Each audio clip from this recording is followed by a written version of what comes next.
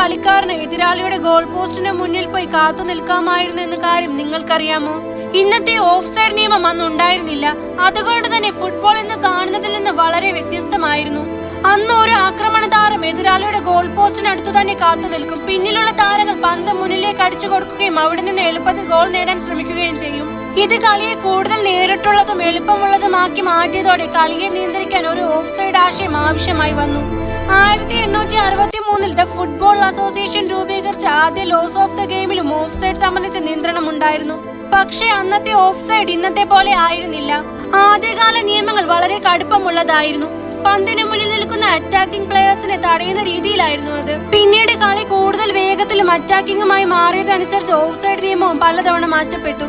ഇന്നൊരു പ്ലെയറിന്റെ ടീമേറ്റ് പന്ത് പ്ലേ ചെയ്യുന്ന നിമിഷത്തിൽ അയാൾ എതിരാളിയുടെ ഹാൽഫിൽ ബോളിനും സെക്കൻഡ് ലാസ്റ്റ് ഓപ്പണന്റിനും ഇടയിലെ നിർണായക സ്ഥാനത്താണെങ്കിൽ ഓഫ് സൈഡ് പൊസിഷനിലായിരിക്കും. പക്ഷേ അവിടെ നിൽക്കുന്നത് മാത്രം ഓഫ് സൈഡ് ആകില്ല. പ്ലേയിൽ ആക്റ്റീവായി ഇടപെടുകയും വേണം. അങ്ങനെ ഒരു കാലത്ത് ഗോൾ പോസ്റ്റിന് മുന്നിൽ കാത്തുനിന്ന് ഗോൾ നേടാമായിരുന്ന ഫുട്ബോൾ ഇന്ന് നമ്മൾ കാണുന്ന ടാക്ടിക്കൽ ഗെയിമായി മാറി.